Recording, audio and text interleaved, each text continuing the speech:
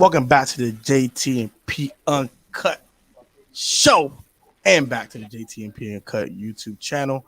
We are back with another episode of the most lit debate show on YouTube or sports media. No cap. And now we coming. Got the GOATs in the building.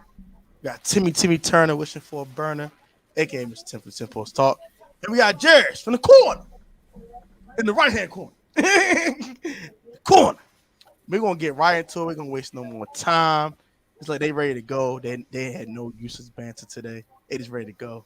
Oh, yeah. It's ETG trained to go. So let's go get right into it.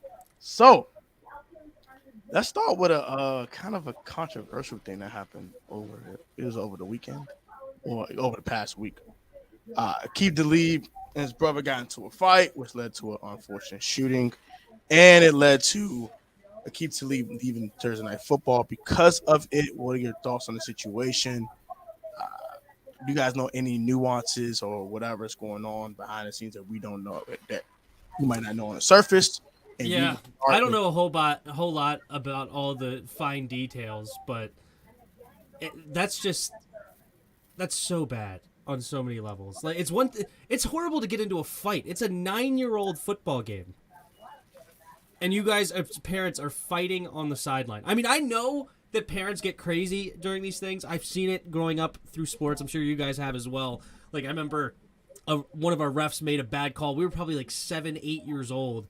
And one of the refs made a quote-unquote bad call. I don't remember if it was actually bad or not. But it hurt her son's team. And the woman literally wanted to fight the woman ref. Like, wanted to go outside and fight these two moms of the league. And you're like, this is a 8, 9. There's no money on this. There's nothing like serious about this other than your kid's feelings getting hurt. But and then on top of that, to shoot somebody is absolutely insane. And we won't spend too much time on this, but I just thought it had to be said, I guess, because I just can't get my mind there to ever shoot somebody over a football game, let alone a 9-year-old's football game. That's insane. Jeris, real quick thoughts, bro. Why is a gun at the game to begin with? What do you need a gun for? You make millions of dollars. What do you need a gun for? That's my thoughts. I completely agree. I think it's goofy. I think it's stupid. I cover a lot of these kind of stories on my second channel, the Life of Tone channel, same as Plug. And I just think that when something like this happens, there's a bunch of foolishness. Like Jared said, why you need a gun here, bro? Like, it's just dumb. And why y'all fighting over a 9-year-old football game, bro? Like, that's just goofy. It's stupid. It's absolutely insanity. And it's just ignorant. It's literally ignorant. It's not smart. Yeah. And it's just disappointing to see grown men make really, really ignorant decisions. So, prayer go out to that family who was affected by the shooting, by the way. Much condolences to their family. Hey, Protech, do you mind turning your mic? I can take a little bit down. I don't know. It's like we're getting like in the back. Sure. That's fine. Just want to make sure. That man Roger came in this joint already talking trash. The man said, in here, let's talk about getting rid of some of these dumb ASS coaches. Number one is C. Harris, the secondary sucks. We'll definitely talk about that later. What's crazy is, you know what? I don't even. It's not this. This is not. I mean, I already got a video coming out on that. Oh, okay. So, yeah, well, later in the show, we got a lot of the Washington topics. So, yeah, we'll get all. Yeah, we'll get to that. We'll get to that in a second for sure. But so let's just go ahead and get to the next thing. Tom Brady take 11 days off for personal matters or personal reasons, while other people cannot do so. Is it quarterback privilege in you guys' opinions? And what are your thoughts on Brady going MIA, going deuces for 11 days? It's definitely. Oh, go ahead. That's fine. Oh, sorry. Shouldn't hit that. I mean, I don't see what's the matter with it. If you want to leave, let him leave. You already know it's the system. What more else do you need to know? I don't see a problem with it. He's a quarterback. He earned it. Been here 20 plus years. But 6 Super Bowls, he's earned it. No big deal. Yeah, definitely it's not going to hurt the Tampa Bay Buccaneers. That's for sure. But I just liked the theories of why he missed the 11 days. And one of the best ones was apparently there's like a masked singer show on Fox, and he had signed a deal with Fox at one point, I think, to be a commentator when he retired, and then came out of the retirement. And everybody's like, no, we actually signed a deal with Fox to be on the Masked Singer. And the reason they don't know when he's coming back is because they don't know when he's going to be eliminated from the show. And I guess he already got eliminated within the first 2 weeks because he's already back after 11 days. No, I just thought that one was funny. But overall, yeah, he's been in the league forever. We saw Brett Favre do this later in his career as well, miss all of training camp and like basically come in at the last minute and come in and play football and play well. So go to NFC championships and everything. So Tom Brady will be fine. He's got so many weapons in Tampa. But it is funny to see the Twitter sphere work on all the theories. Facts. So you gotta talk about Mr. Michael Parsons and his Twitter fingers. Twitter fingers going off. Uh-oh. And he brought up the whole Kayvon Thibodeau situation with Thaddeus Moss and the cut block and his thoughts on it. And also now we found that Kayvon Thibodeau is going to miss 3 or 4 weeks with the injury. So we're going to start with the injury itself and the play all in one kind of go. We'll go ahead and go with Tim first on that one. So basically Micah's take was that cut blocking should be removed. And in that scenario, I 100% agree. I 100% agree that because that's how Logan got hurt too. A tight end coming, or wasn't it a tight end coming across the line of scrimmage? No, this one it was actually because Logan's on offense. It was a defensive end coming across and just diving at his legs when they're going different directions. The standard cut block of basically an offensive line cutting a defensive lineman down when they're on the line of scrimmage, heads up, running in the same direction. I don't have a problem with that one because if you don't, you're basically putting the lineman in an impossible situation because if they start in the wrong gap and you're playing a zone read or a zone run, it's impossible to catch up unless you're diving at his leg. So I don't hate that one. But when you're coming across the line and hitting a guy in a different direction, I don't care if it's in the box or not. I think that needs to be removed, and hopefully Kayvon Thibodeau will be back with a speedy recovery because I loved Kayvon Thibodeau coming out. I remember seeing him play at Oregon before I knew he was the number 1 pick. I was watching Devon Highland tape, and I just see this guy, number 5, screaming off my screen. I was like, oh, I want him. And I look him up. Oh, he's projected number 1 pick. He ended up going, pick 5 or 6 or something, or 7, somewhere in that range. It was I think pick 5. 7. I think it was pick 5 because then Iguana went, then Neal, right? Oh, yeah. Yeah, so he was a top 5 pick in this draft. He was a 5th pick in the draft. Absolute stud out of Oregon, and it's sad to see that. But yeah, that needs to be eliminated from football. I completely agree. Jeris? I agree. First off, I just watched the play. Why? Go over there and handle him. If you can't, so be it. And the way Kayvon Thibodeau went at him, he went at him like this. Like, he didn't even get, like, the lateral, and this dude went just straight for his knee. Like, no. Nah, he gets a fine for me, and he gets cut. Like, no. That's stupid. What are you cut blocking for? To me, if you can't daggone man up another man face to face, you don't need to be blocking him to begin with. You got a cut block. Get out of here. Yeah. Yep. That Moss is a goofy. One. It's a terrible That Moss is a goofy, the definition of it. Put it in the dictionary. Next topic on hand. We're going to take an overview of week 2 of the preseason. Some stars that you guys like from last week. We'll start with Jeris. You said overview of the what? Preseason week 2. The game. What were some guys that you liked in week 2? Just some shining stars. Diamond. I like Kenny Pickett. Kenny Pickett, like I said, he's not going to be great. He's not going to be trash. He's just going to be good. And that's just what he is. He's just good. That's it. Like, so I say Kenny Pickett was one.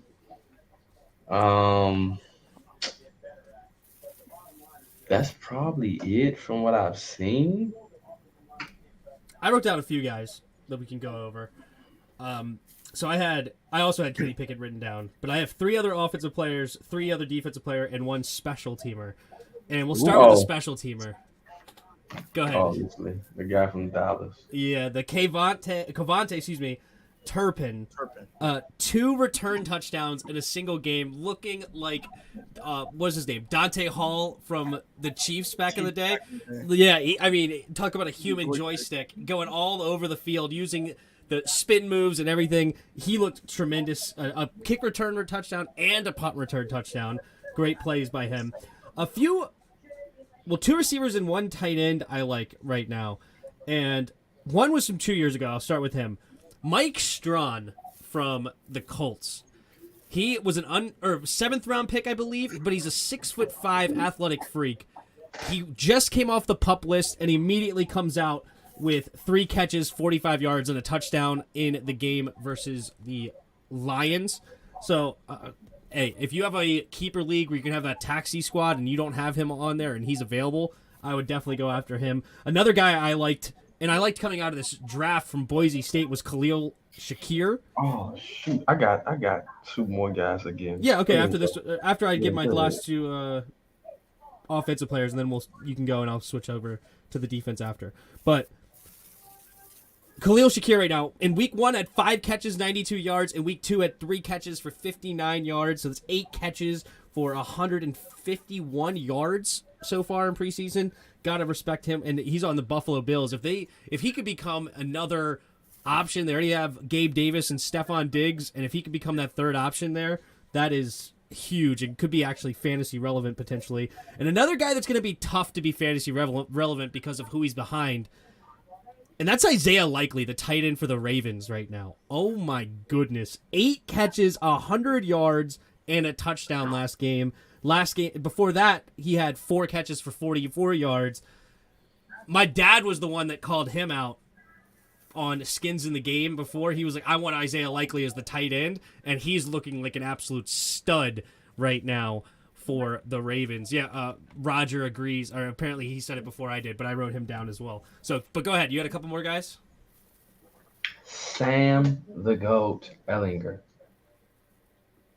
He should be starting over Matt Ryan.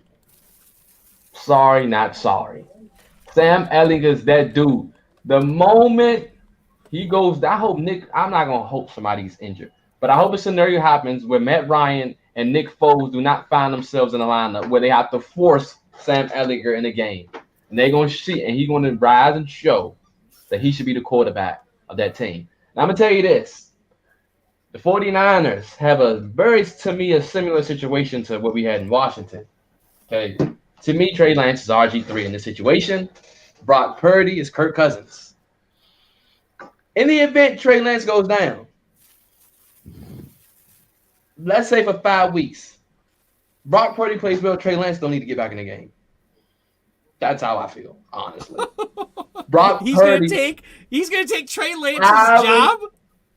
Brock Purdy, to me, had that Kirk Cousins factor. He's a starting quarterback in this league to me. Don't got to be great. Don't got to be all that. I like Brock Purdy. If Trey Lance goes down, the 49ers are in good hands with Brock Purdy. So you're saying this is the Kyle Shanahan RG3 Kirk Cousins 2.0, Trey Lance RG3, Brock Purdy Kirk Cousins, and Brock Purdy's going to take Trey Lance's job. Going to happen if Trey Lance goes down. Interesting. Oh my god! I think I love me some Trey Lance. I love him too, but Brock Purdy is just good.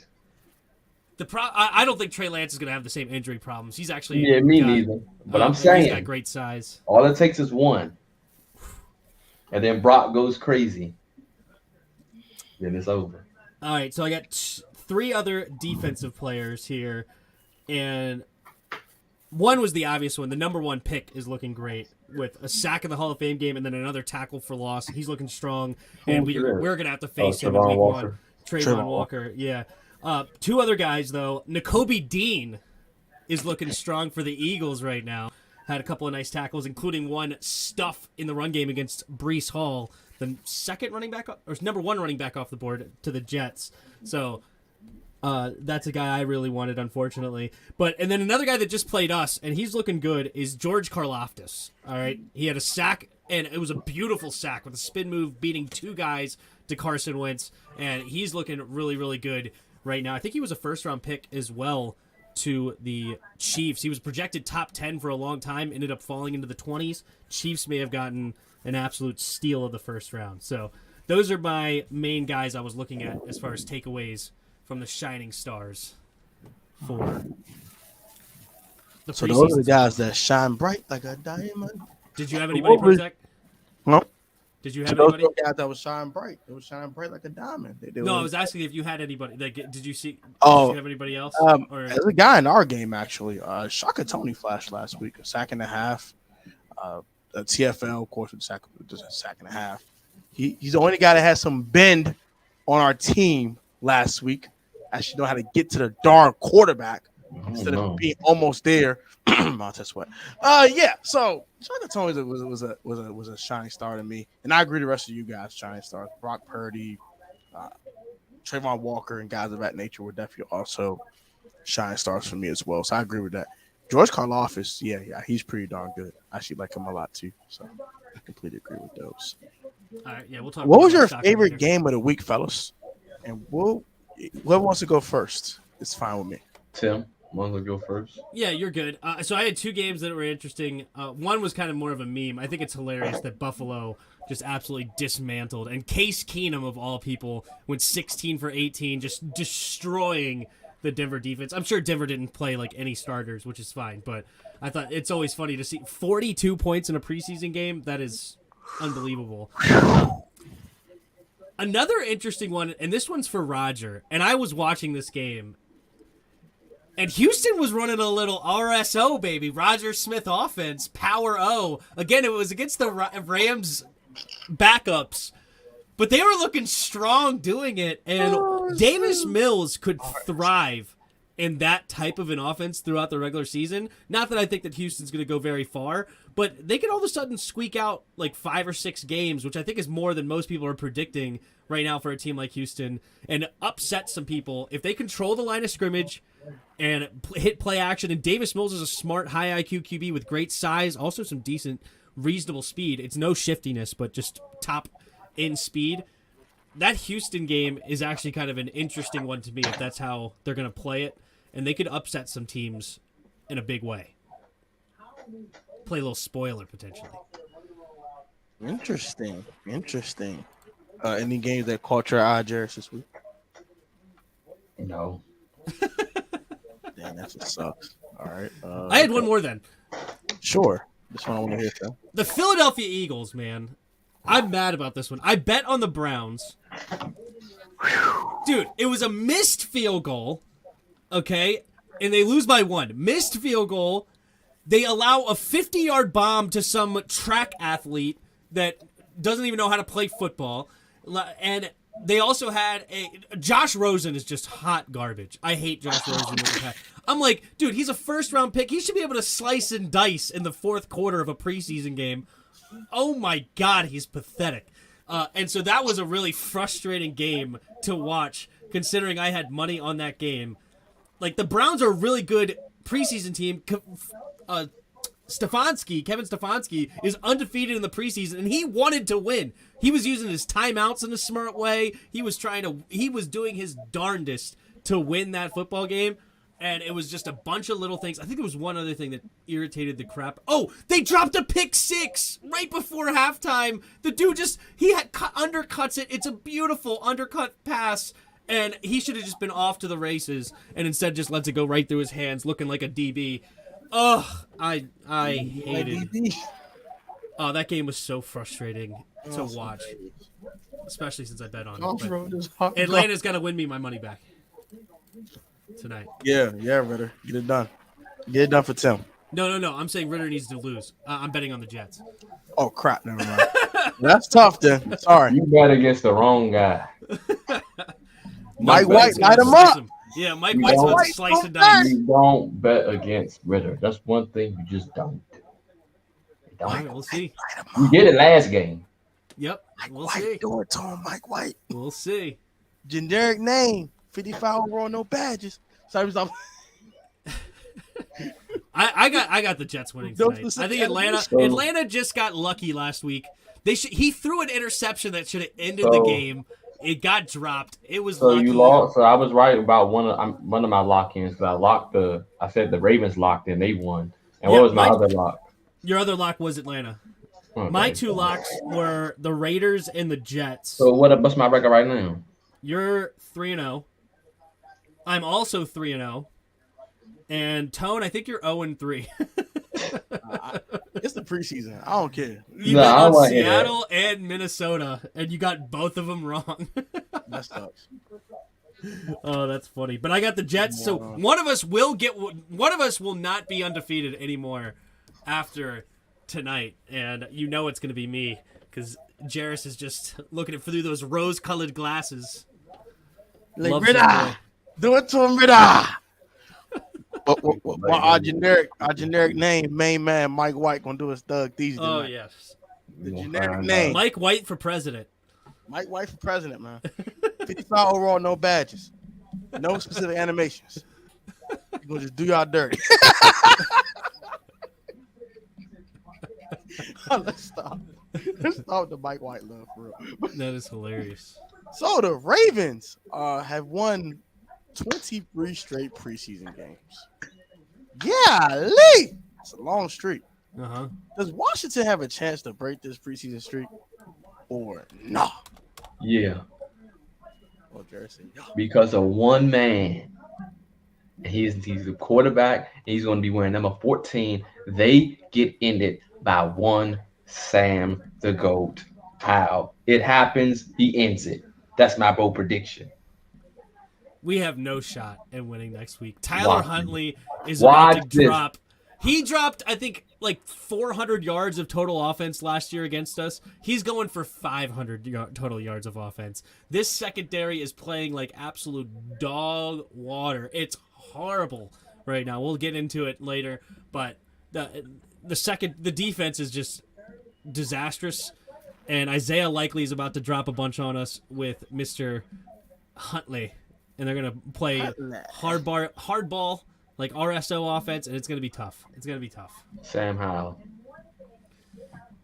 Yeah, I think we got a shot. Sam Howell. Sam Howell. Because I'll give it Jeris because of Sam Howell. Yeah, that pick looked great last week. It was. That was a miscommunication. Oh my gosh. That was a miscommunication. How you look up into that point? Phenomenal. Came on the earth a little bit last week, but we'll talk about that in a little bit. Yep. So now we are at the point where we're going to ask you guys questions. We're going to take a quick break from the debates, and we're going to go ahead and ask you guys questions. I did ask you guys in the comment section to ask any questions you may have, so we can answer them. I didn't see too many, but we got a couple of good ones. So let's go ahead and answer those. Well, we have one statement and two questions. Okay. So this is one statement from Michael Starkley here. What's got me tripping is a lack of speed in our secondary. No wonder why JDR hasn't playing them back that far so often. Are we really lacking in the speed department in the secondary? Or this is just capped in the comment section. Honestly, I mean, it's not completely capped. The only one that has real speed is Will Jack. I think he's the only one that ran like sub 4.4. Outside of that, Kendall's older and not very fast. Need more crack. Cameron Curl was not the fastest. Bobby McCain's not the fastest. Benjamin St. Juste is not the fastest. Benjamin St. Juste is quick, but he's not the fastest. I don't know if that's necessarily like our problem per se, but the point stands. It's definitely a lack of speed in the secondary. I just don't know if I would. I wouldn't throw all of our problems just on that. We still need to play up. I don't care about we have to put a safety help over top if we have to, but. Good night. We can't be giving up these 7-yard routes over and over and over again. Man, agree. All right, next one. I'm gonna call the Washington secondary free slant because it's free slant, free slant, hey, free slant, free slant. Hey. Right. That's what the FA stands for, right? We have an FS, a free slant. Free slant, man. Free slant. Always open. We need Drake for the remix. Let's get to the next comment. What's Baltimore's quarterback backup name? Might be a star somewhere. That his name is Tyler Huntley. Yeah, Tyler Huntley. So that's a he's looked really good at the preseason, but it is preseason. Actually, I think he looked really good when Lamar went down, didn't he? Or am I mistaken? All right. Yeah, one really good game. Yeah, last year really when Lamar went down. Maybe they should just let go of Lamar and just start Huntley.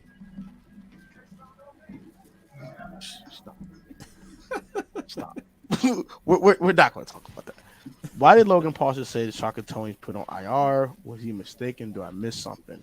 Yeah, I looked into that when I saw that question earlier. It seems like maybe he meant Boonmi Rotimi because Boonmi Rotimi got put on IR today, not Shaka Tony. So I think Logan Paulson may have just misspoke because it's another defensive lineman in the conversation. Yeah. So the Hawk TV wants an autograph from Jeris. That's funny. Yeah. You want an autograph, Jeris? You gotta give it to him, bro. You gotta come to the game, bro. Give him an autograph, bro. Take the drive up 95 and give him an autograph.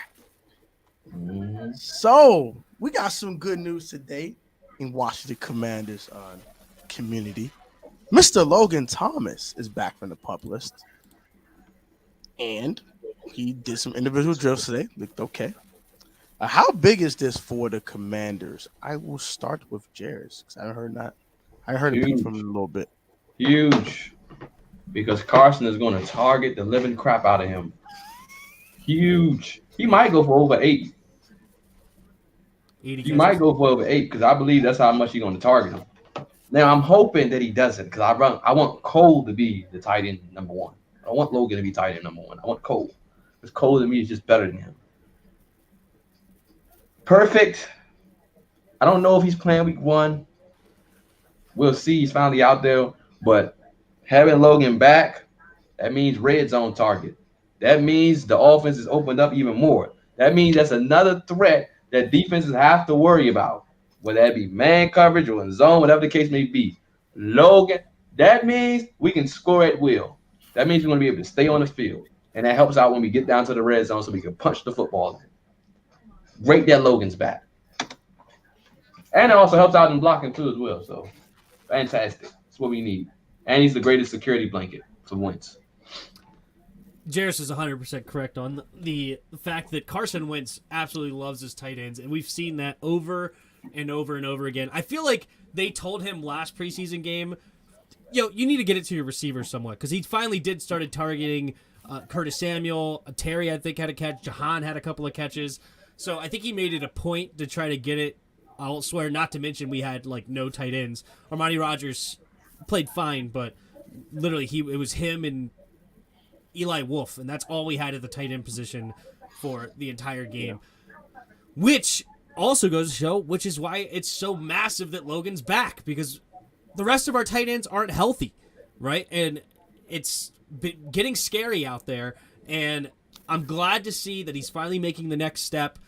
Could he have come back earlier? That's an interesting part of it, too. Maybe they were holding on to him a little bit longer. The fact that he's already off the PUP list now is an actual tremendous sign for me. I don't know why they would have brought him off now if there was any lingering problems. I think they will keep him slow. I don't think he's going to play in this preseason game by any means, and he may take a couple of veteran days off. But I think that this means he is 100% ready to go for week 1, because otherwise, why in the world would you make this move now? It doesn't make much sense to do it, and I'm excited about it. It's great because Logan, a high IQ football player, and they talked about him. He was leading the league in the last 2 seasons before he got hurt in red zone yards. So he's been used like crazy in the red zone, and that's something after he left we lacked, was being able to score in the red zone. So him, now Cole Turner, combine those two in the red zone, extremely dangerous combination. So love to hear it. I definitely agree with you two sentiments. Shout out Juan. You still ain't had me on yet, by the way, since you went here. What it do, Juan? What's up, bro? You told me you was going to ask Protech for my number. You still ain't do it yet, Juan. Don't think I forgot. But yeah, what's good, gang? What's up, gang, in the comment section? But Yeah, I completely agree with both of you guys' sentiments here. I do think Logan Thomas is a huge return for the Washington Commanders. I'm glad they're taking it slow with him. According to him during his press conference, he did say that, "Hey, I'm actually back a week early, which is great." They want to wait to the last preseason game to reactivate him, but they decided to activate him now, which is good. We don't know if he'll be back week one, but if he is, that'd be great. I want him to take their time. Hey, look, bro, you got to take a couple extra weeks, chill, whatever. But I'm glad he's back and doing individual drills and slowly getting back into football form. He's already in football shape, as we can see. He looked explosive during the drills he was in today as well. So it's good to see. And it'll be huge for Wentz, I think, as well. Huge security blanket and a huge red zone threat. And you can sprinkle a little Cam Sims in there too in the red zone, by the way. I wanted to bring that up very briefly as well. But yeah, huge that Logan's back. I'm happy to hear it. Let's get to preseason week 2 for the Commanders, specifically the dress rehearsal. You know, right before the graduation, we walk across stage. You got a rehearsal. Before a wedding, you got the rehearsal. And before NFL season, this is your rehearsal. The second preseason game where they played the most snaps. You play about a half. And we had a couple issues last week as a team overall. We'll talk about those issues in a second. But what are you guys' thoughts on the dress rehearsal? And I will start with Timmy Turner wishing for a burner. So, overall thoughts? I thought the offense looked solid. I was pleased with the offense. I just want to see a little bit better ball placement and some, especially back shoulder opportunities. I think Carson Wentz had back shoulder opportunities that he continues to try to go over the top and putting him inside, and it's allowing DBs to get hands in there and making it really tough on the receivers on those situations. But overall, B-Rob looked phenomenal. I saw somebody asked about, is he the number one on the depth chart yet? Not yet. He's not on Washington Commanders or ESPN's number one on the depth chart, but he did get the start in the game, and again, he looked really good. And I predicted it last week, unfortunately, that Antonio Gibson ended up with single-digit yards. I think he only had like 1 or 2 yards on the day. Meanwhile, B-Rob, I think, had 30-some-odd yards again.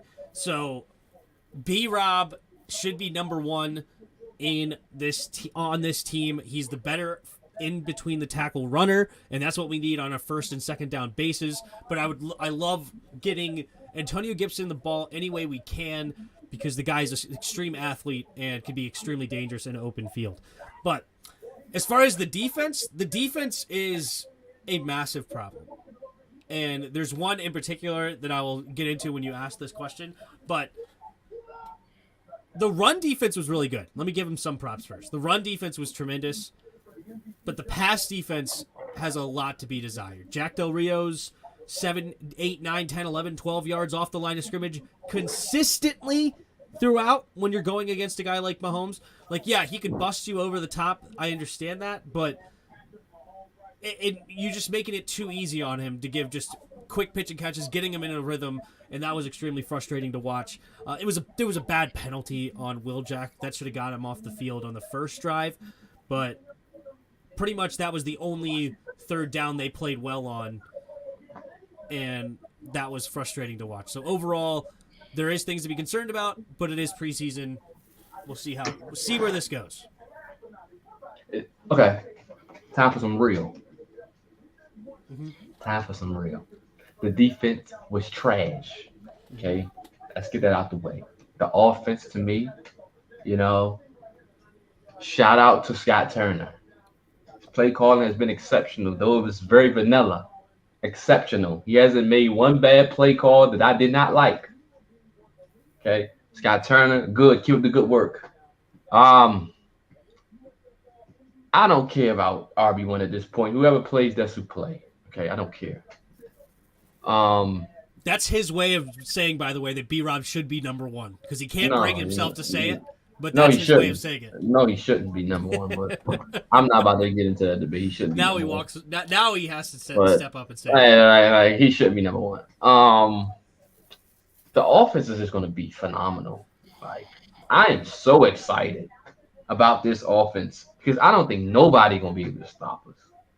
Long as Scott Turner continue to call the play calls that he's going to call, The offense is going to go guns blazing. The defense is going to be horrible. It looked horrible. The players that we drafted that y'all hyped up in training camp looks horrible against third teamers. Percy Butler to be exact. Derek Forrest to be exact. Our linebackers are trash, and then the corners are horrible. Danny Johnson is awful. Like, we just don't have no depth. So there it is from preseason game 2. All right, so I'm gonna go there and give you my super quick thoughts. Mm-hmm. I don't disagree with anything Jeris said there. I do think might be some slight hyperbole, but I don't disagree with anything. I do think we draft a bunch of clones. I think both Derek Forrest and Percy Butler are basically the same player. Exactly. Just one is slightly faster than the other. So I do feel where he's in on that one.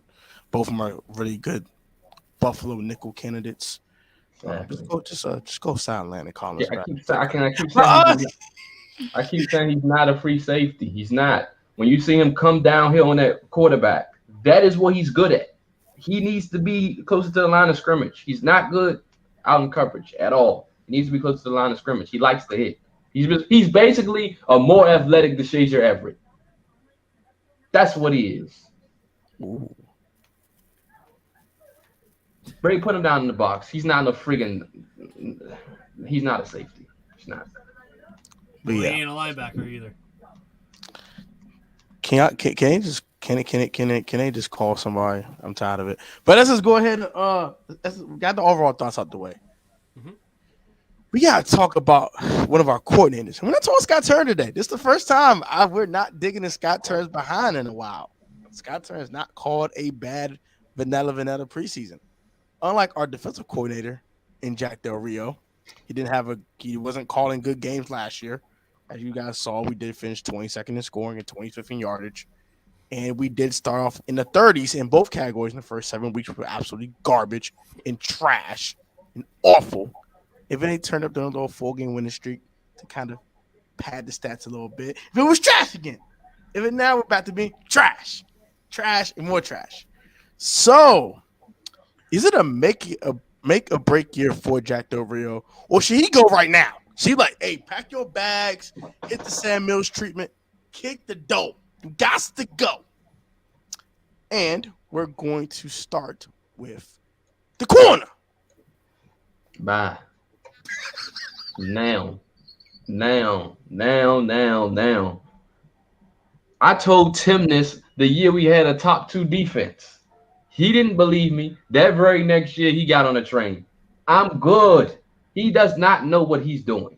He needs to go. There needs to be a change. They waited long for Sam Mills. Now you want to fire? No, okay. Fire Jack too. Okay, it's the avenue. Don't wait. To me, they don't want to play for him. Personally, they don't like him. The way I feel about it, I don't think they like him. Okay, I really don't. I don't think he likes the position they put him in. I don't think I fire him. Okay, if you want to say, I got a video on that too for the coaching candidate, so I can't give out any candidates. So got a video for that. I don't care what you got to do. Okay, figure it out. Whoever the assistant coach is, make them that until further notice, till you figure out who you want as DC. Coordinator. Let him go now. Oh my gosh, Tim, your thoughts, my brother? My main gripe that needs to go is this corners playing forever back, and they're trying to, I guess, play the bend don't break style. We are doing tremendous against the run in this preseason so far. I just have a huge problem with the linebackers. But a lot of I know we're giving a lot of crap to the secondary because they deserved it in a lot of ways, but there was times where Mahomes just Mahomed them. I mean, it's unbelievable what he's capable of doing, but he's buying time in the pocket. And it kind of was a similar thing where last year it's like our defensive line, when they got pressure, the DBs aren't covering anybody, but when the DBs did cover people, the defensive line wasn't getting pressure, and it would be extremely frustrating because they would buy extra time. Like the touchdown pass to Forson on Cameron Curl is a broken play on by Pat Mahomes. The one where he went sideways and threw it sidearm between Montez Sweat and a linebacker, I think, was unbelievable. There was one against Bobby McCain where Bobby McCain, we actually had good man-to-man coverage across the board, but then it just came late and Pat Mahomes threw it over the top and kind of like Hail Married it, and like only he and maybe Aaron Rodgers could make that kind of a throw, or maybe Josh Allen or something, like somebody with super strong arms. There was times where I thought it was okay. There's just a huge weakness that I'm going to, when you ask the question, but overall, I would say it's preseason. I didn't like what I saw last year. If he continues to put us so far off the ball, that's a problem, but hopefully they can adjust and we'll see. But I will say right now, no, Jack Del Rio, I'm not gonna call for his head yet. I'm so close to say give him the can and give him the pink slip. I'm this close. They do so close. Get him the pink slip. I'm tired of Jack Del Rio, honestly speaking. And I forgot who said this. Someone said this, and they Kevin Sheehan interviewed Jay Gruden, and he brought up Jack Del Rio. And all Jay said on quote is, I'm not scared of Jack. Chuckle. And then says, he don't dial nothing up. He has been setting some blitzes this preseason. And I know who said that now. I remember who said it. It was Jalen Morgan. Shout out to Jalen Morgan and the Bleeding BNG podcast. Shout out to my guy Jalen.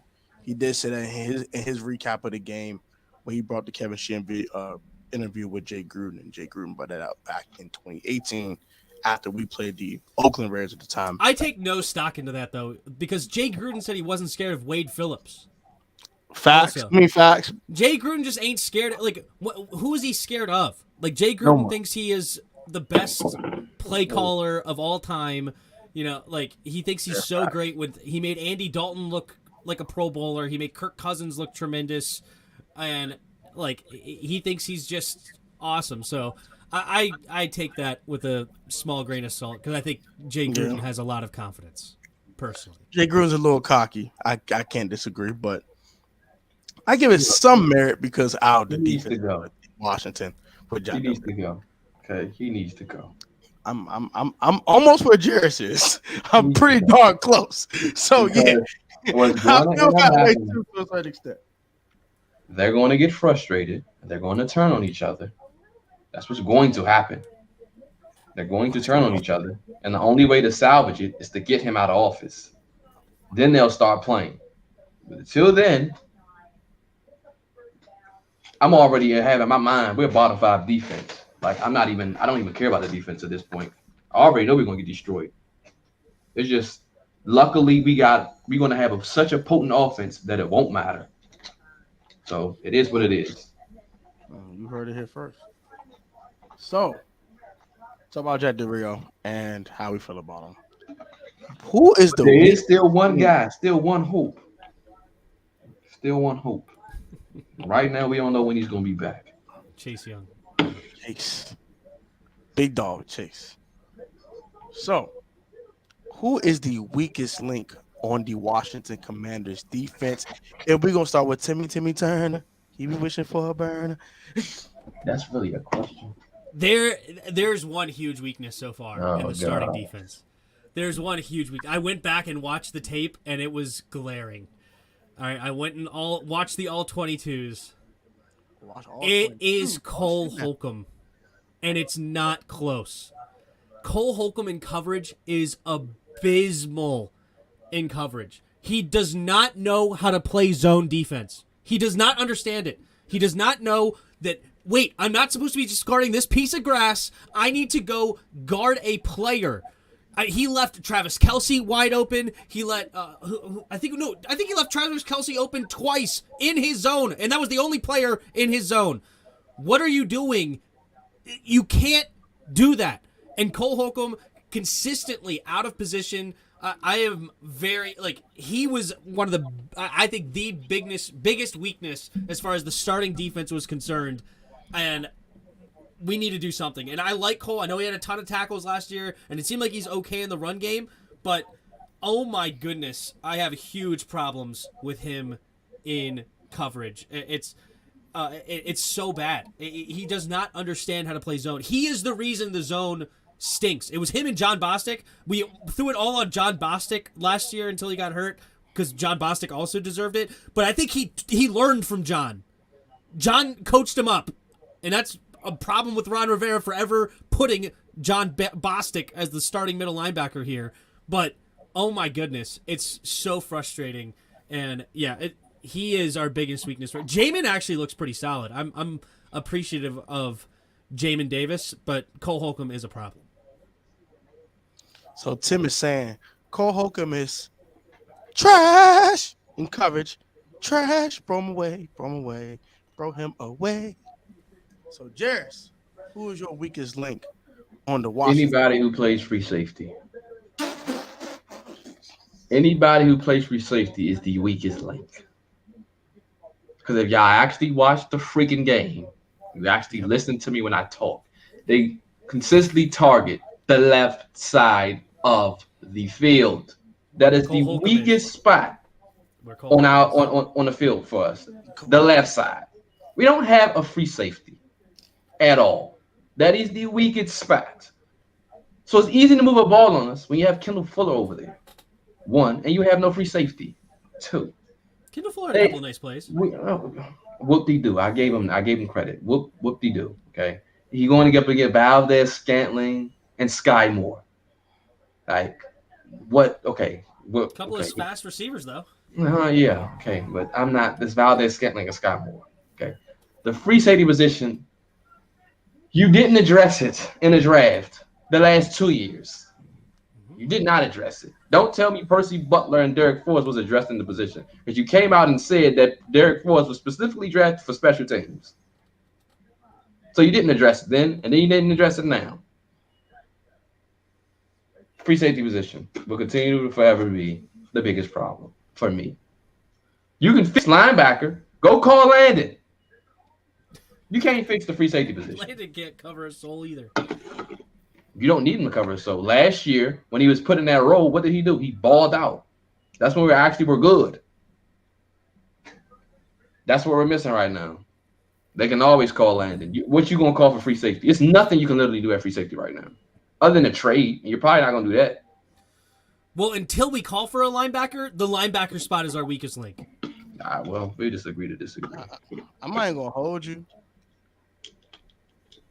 I can't disagree with neither one of y'all. Because Cole Holcomb was straight trash can water. He was Garbola juice last week. He was horrible. He was straight trash can water. Throw the whole linebacker away in the trash and don't miss him. And as for Mr. McCain, with his little peanut head looking, he was trash. Trash can water. I don't care he caught 4 picks last year. He caught 2 on Jake from State Farm, the most giving man in the darn world. And he caught another one on another bump. Okay? And what was it Teddy Bridgewater he caught a pick on? Bump. And only caught 1 legit pick on Brady. He got one. He got one. Everybody gets one. This is an interesting play that Roger brings up. Cam got burnt in the middle of the field. Cam, that was a interesting.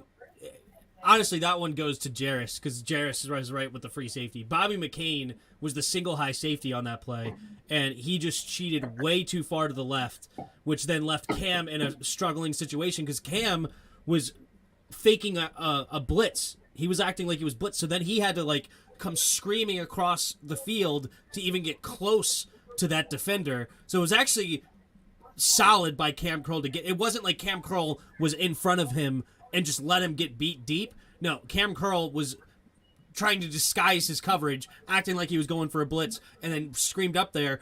Bobby McCain needs to be in the middle of the field there, the rangy free safety, as Sway Run once said. He was just cheating way too far to the left and gave up the middle of the field. And because William Jackson was playing underneath coverage and Cameron Curl was playing underneath, and Bobby McCain was just way out of position. 100% fact. Bobby McCain's trash. I've been done with him. He's trash. Been done with him for a while now. He's trash. And Cole Holcomb did not look much better on Saturday. Sorry. Cole Hogan looked worse. He was horrible. I ain't gonna hold you. He was bad, bro. He was absolutely horrible. So I'm not talking about these fools because these fools gonna make me mad. I don't want to talk about these fools no more. Mm-hmm. So we gotta talk about Jeris's guy, also my guy, Sam the Goat Howe, as Jeris would say. And he came a little bit back down to earth this past week. I threw up a game-sealing interception. I was a little inaccurate on a couple of throws. Had a couple of drops too. Some people were dropping ball, Deion Brown, but good guy was dropping passes and things of that nature. Do he still have a chance to win this QB2 job, or is he just going to be relegated to the third string quarterback? I'll start with Jeris. Man, he already won QB2. This ain't even up for debate. I ain't worried about Sam Howell. For what I seen, he did have a few better passes. He had a miscommunication with the receiver. But some of the throws that he was making, especially that one to Dax Milne for that touch, to put him in position for that Jared Patterson, that you're not getting a better throw than that. There was a couple throws he had at Dax Milne where I was like, him and Wentz is the only players that's making that throw in this roster. I love what I see from Howell. I believe it was a miscommunication on the pick. He had a few balls batted down. Outside of that, I didn't feel like he played bad personally. Sam Howell is the third string quarterback, and that's where he's going to stay. Because also Taylor Heineke played tremendously this last week as well, going at 75% completion percentage, 80 some odd yards, and a touchdown. That is the QB you want behind Carson Wentz in a year that you want to win now. If you didn't want to win now, as I said, if we end up being, like 3-7 at one point and Carson Wentz goes down, fine. Go ahead and throw out Sam Howell and see what you have in a quarterback because Taylor Heineke is pointless at that point. But if you're in a situation where you need to win 1, 2, 3 games and continue, keep pace with a 6-3 record or even a 5-4 record at some point, and you just want to keep pace and maybe win 2 out of 3 games, you put in Taylor Heineke. And Sam Howell, he could be the future. That's fine. But he showed what is going on. He's going against third stringers. He's a rookie. He's prone to these mistakes. According to Street Scores and PFF, he had 2 interception-worthy throws in game number 1. And then in game number 2, he ends up throwing the pick, and everybody sees it. But he makes rookie mistakes. You don't throw him out there yet unless it's just, all right, it's garbage time. Let's see what we got. But no, he is the third string quarterback, and that's where he will stay. I don't give a crap about PFF. That's number 1. So he can throw out all that. I hope he's watching. You can continue to throw all that PFF garbage all you want. That PFF garbage is garbage for a reason. If something happened to Wentz, you need to put out Sam Howell. End of story. That's not even up for debate. It should be up for. I agree, it's not up for debate, but you're just wrong. It should be Sam Howell by a mile. What's that boy name? Taylor Heineke, stay his butt on the bench. I do not want to see him. Otherwise, our whole team gonna be hurt. So I'm good on him. Taylor Heineke did put 2 guys in some precarious positions. You got Cam Sims smoked. Got them pop. He can't see. Like soda. Another thing. They're the same height. Another thing. Fat. Sam Howell athleticism is a difference maker. They need to start. He's kind of athletic as well. Taylor Heineke, he's not as athletic as Sam Howell. With his legs. He's not as athletic as Sam Howell is. That's fine. It doesn't have to be, but he's plenty athletic. Sam Howell, you can open up that playbook nasty with him. You got a better arm. Nasty. You got a better arm. Yeah, but if you're trying to just open up the playbook, fine. But if you're trying to win games, you bring in Taylor Heineke. You want the experience. You want to run with Brian Robinson. Run a read option. Can you imagine Gibby and Sam Howell running read options? Oh my gosh. Oh my gosh. Ain't that kind of read option. You keep it. Oh my gosh. Oh my gosh. Even with JD. Even with JD. So you want to run the Cam Newton offense with Oh Sam my Howell? gosh. Is what you want. We literally want to go back to 2015. We ran read options with Sam Howell in the preseason game, last game. Literally, we ran read I know, options. but you're saying that's what we need to do. Is if Carson Wentz I'm goes not down, saying go to 2015 I'm not Carolina. saying give it a heavy dose. I'm saying you just implement that within the game plan because you have to account for his legs. If you don't, he will go 20, 30 yards if you don't account for it in a hurry. So I'm just saying. You keep Taylor. You keep Sam the GOAT Howell. Yeah, you keep That's how both, I feel. but Taylor Heineke's the backup until we're out of the playoff. Oh, yeah, then you might as well go 0-16 and take it then. He's 17 games this season, bro. But okay, let's get to the next topic. That's even worse. Next topic. Yeah. If I gotta mute one of y'all. So no. So next topic on the docket. This is probably actually my favorite topic of the whole evening, and we're gonna talk about Mr. Shaka Tony, as he flashed last week, and has flashed a little bit last year as well. Had some decent performances last year when he was filling in for Mr. Young and Mr. Sweat as they were hurt or going through. They were going through. Is Shaka Tony the most underrated passer on this team? And I'll start with Jared. If not, if so, why? I ain't seen Shaka Tony do anything that game. He didn't pop off my screen at all. So, I mean, he'd probably be a good third string edge because he ain't James Smith Williams to me. Casey Hill, he probably better than him. But I ain't seen much from Shaka. I seen him on special teams. He popped off on special teams for me. But in the game, I ain't seen nothing from Shaka Tony really that made me say, oh, watch out. Like, It's called his speed. That's what he's shown on Saturday. Was he could just destroy a left tackle, and he got around the edge when he unfortunately face masked Matt Corral last week too. He was the one that got the face mask, but he's a guy that you could bring in on only one down, and that's third down, or in a 2-minute offense where you're not expecting a lot of run, right? Or 2-minute defense, like going against the 2-minute offense. But he is not an every down lineman. But you asked if he's one of the most underrated pass rushers, and I think he could actually be a really good pass rusher. He's shown that consistently, but he's a utility guy on defense. You bring him in on one particular play, type of play, and that's it. And he definitely has the speed to get around tackles. There's no ifs, ands, or buts about it. He's shown it consistently. I'm gonna definitely take Tim's take on that one. I definitely completely agree on that one.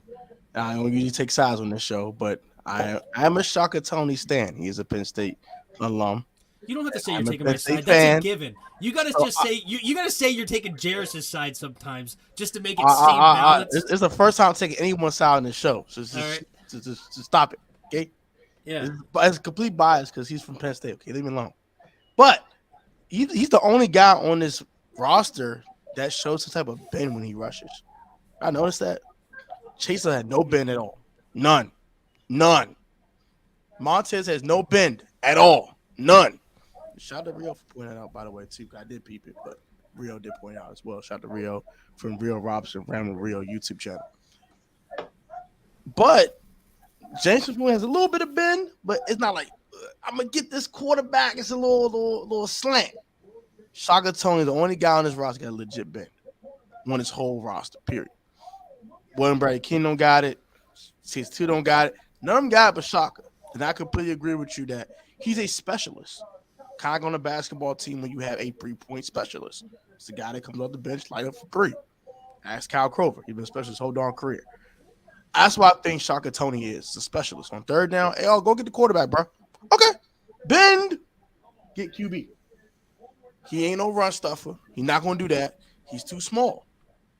He's not going to do any first and second down stuff. That's facts. And I agree with Tim on that. But on third down, when you need a sack and you need an extra additional pass rusher, Shaka Tony could bring that for you. So I completely agree with Tim as well. and if Michael Starkey, what he just said is true, where he showed that he could cover in the Senior Bowl, then absolutely he needs to be moved to linebacker because that's That's what we need. We don't need more edge rushers. We need more linebackers. And if Shaka could do that, great. I don't know if he can do that. I'm not familiar with that. Put him out there. At Penn State, he did a little bit of it. I tell you He what, doesn't it excel at can't be worse than what we got. I promise you. It's that bad. Call Lando. It's fine. Which I don't understand why they haven't yet. On gang, I agree with you. One trick pony, that's completely fine. I don't care. But he's a good one trick pony. That's all you need. Call Lando. He just can't be an every down end because if you Oh, yeah, run I against agree him, with he's just no, going to every get down destroyed. I just disagree. So us in Jacksonville are going to potentially lose all 3 of our preseason games. Does the preseason even matter in general? And does it matter to these 2 teams? Start with Jeris. To what 2 teams? Us? Us and the Jaguars. We're both 0-2 in the preseason. Well, they're 0-3. And They're they're 0-3. going against a team they're probably going to lose against, and then we're going against the Ravens. Yeah, I'll tell you who they're going against. But go ahead, Jeris. I think it means a lot for the defense more so than the because you already know who the starters are. You know who the depth pieces are for offense pretty much. I think Dak, whatever that boy name is, Milne, I think he solidified himself clearly over Erickson, even though Erickson did look good at times. One thing that I'm looking for is I don't know who the heck is the kick returner or punt returner because none of them look good at all. The defense, like I said, that's pretty much what you're going to have to look at. Okay, like for me, it's no Tim Settle on here. There's no man Ioannidis. Fedarian Mathis looks like trash. We have problems. I mean, the only bright thing about this is going to be watching Sam Howell. That's it. And then maybe you might have a superstar player that comes out of it. Primarily, it's probably going to be a receiver that's going to come out of this. That's going to flash. But I feel like on defense, you get another look at Steven Parker, who I think should make this team. I need Milo Eifler to stand out. The last game I seen from him, he's kind of confused at times. He doesn't understand offenses. That's what I've seen from him. But like I say, Steven Parker is somebody to watch out for on defense to make the team. And then I think somebody on offense, primarily receivers, going to put their name in the hat to make it extremely hard for them to say, you getting cut. But that's me. I don't think the preseason matters for either team here. Especially, I think Jacksonville's not starting a lot of I think they played a little bit of starters this last week, but Jacksonville is actually a team that's pretty interesting as long as they stay healthy. I don't think they're going to win their division or anything, but they can win 7, 8, even 9 games in a surprising way and really upset some teams. They have a lot of young talent on that team. Yeah, they got a little ways to go. I think they need a receiver. True. Because right now they have, Christian Kirk and Laviska Shenault, I guess. He's pretty good. That's two. They That's have two Etienne. good. They need a bona fide one. They also have Dan Arnold at tight end, who I love. So I don't know. They're an interesting young team, but I think they're a year or two away. Obviously, it depends on Trevor Lawrence, because I said the same thing about the Bengals last year, and it ended up being completely wrong because Joe Burrow looked tremendous and they beat teams like the Chiefs, and good for them. But anyway, I think that we should still be the favorites going into this game against Jacksonville. And I don't care what the preseason's showing right now. There's hardly anything you could take away from the preseason. Only reason we're complaining about the defense like we are is because we've seen that last year and it's continuing. If this is just something that I'm just seeing for the first time, I wouldn't care nearly as much. Kind of like Cameron Curl getting beat in a couple of plays. Okay, so what? I know this guy can ball at the next level. Or at this level, rather. So I think we should be still with the favorites, and I don't care that we're going to probably be a combined 0-7 in preseason, because that literally means nothing. Especially because we're a second-half football team. We've been that way since Ron Rivera's gotten here, and none of our starters have played in the second half. So how do you know what kind of team we have yet considering we seem to be make great adjustments at halftime and end up winning the second half more often than not, which we haven't done at all this preseason because the starters aren't in. But that's how I feel about the preseason so far. At the end of the day, it is just preseason, but I do. I am a little worried about Jacksonville. I'm not like as worried as other fans are, but I'll play this. If we lost week 1, I wouldn't be shocked. I wouldn't be shocked. Cause we always play down to our competition. We've seen it too many times as Washington fans. Jeris, don't do that. Don't do that because you've seen your darn self. You've been alive long enough to see 09. It's a new era. Lions team losing. It's a new era. It's happened, bro. It's happened. Command the nation, stand up. They better stand up in week 1. Come going to that darn game. They lose a Jacksonville. And we gonna blow them out by 14. Book it. We gonna blow them out by 14. We gonna give them 41-7. Matter of fact, screw that. We gonna give them a 17 McNugget. We're gonna give them a 17 piece. 35. 14. I don't know if that equal up to 17 because my math is off. 35-17. It's an 18.1. Whatever. Give me some. They need to give them the Giannis 50-point Chick-fil-A nugget. We're gonna blow them out. All right, don't do that. I'm gonna be angry. I'm gonna blow them out. Damn myself. And we're gonna throw hands. We're gonna blow them out badly. Better. Shoot. Let's get these power rankings. We gotta get up out of here. So the free agents. Oh, free. So and then we'll end it after that. We won't do the power rankings this week. It's fine. We're over already. Free agents. What free agents are you looking to sign for the Commanders? We're gonna start it with Tim. All right. So I wrote down 4 different dudes, and really it's just 2 positions. Okay, and the one, as I've been complaining about, is linebacker. And at this point, I just want somebody that's a veteran because we have young athletic guys already. So I don't care if you find some raw athletic talent. We've clearly shown that we struggle to develop these guys anyway. Like Cole Holcomb's a great athletic freak. Jamin Davis is an athletic freak. Milo Eiffeler's very athletic. We have athleticism in the linebacker room. We need a veteran presence, and I think it was Bod or somebody mentioned it already in there, which is Dante Hightower. Could be a guy that we bring in for some veteran leadership that actually understands the position. KJ Wright is still out there, according to he hasn't retired or anything, right? He's still out there according to Spot Track. I would look at him for sure. And then another guy that played well in Denver back in the day was Danny Trevathan. He played for Chicago last year, and if Danny Trevathan wants to come over here, that'll be fine. So those are 3 linebackers I'm looking at.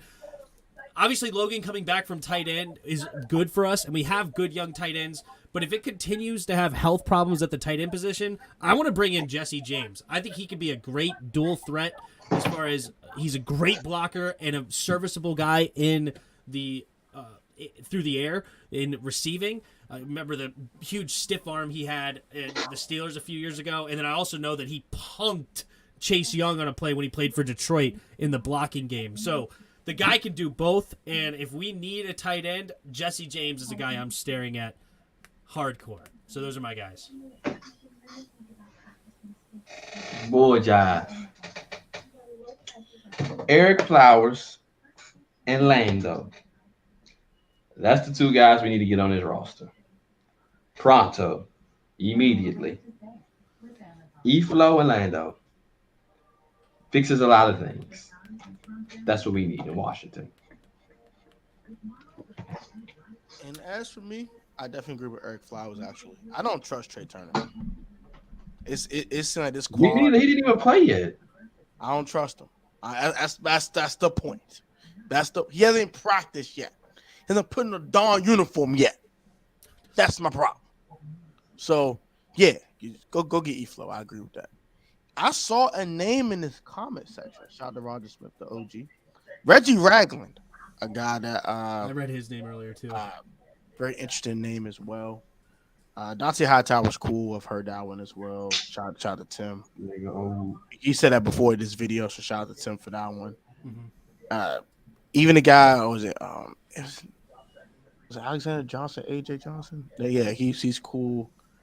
There's a couple of linebackers that I'm kind of interested in. I just want a veteran at this point. I want a veteran linebacker. A 24-year-old athletic guy. I want a guy with knowledge of defense and understanding that hopefully could be the quarterback of our defense, because that is what we're lacking more than anything, is a quarterback of the defense. And that's what we need, because Cole ain't it. Give us a quarterback of the defense. Disagree. Well, you're fake news. Just disagree. Yeah, but I think that's about it for the show tonight. Hope you guys enjoyed it. Subscribe to the JT&P UnCut YouTube channel if you haven't done so. Also subscribe to all three of our own individual channels: 10 for the 10 Sports Talk, Road to 4K on the way. Also, Jeris from the corner, Road to 2K on the way, and also subscribe to the Protech Sports Network. Road to 3K on the way. Appreciate all the subscribers that I've gained lately, and all you guys have subscribed to all our three of our channels and all the support on this show. We will be back Thursday at 7 p.m. sharp. Do not miss it. Do not lack. Do not be late on the best show debate show on YouTube. No cap. And the best sports debate show in sports media. Honest people got nothing on us. First take. What's the first take? What's that? First things first. What? Get that mess up out of here. Shout out to the goats in the building, man. Like, comment, subscribe. You guys be easy. Salute to all of y'all. Guys, have a great evening. Enjoy Desmond Ritter tonight. And as Tim will say, see ya. We'll catch you on next one.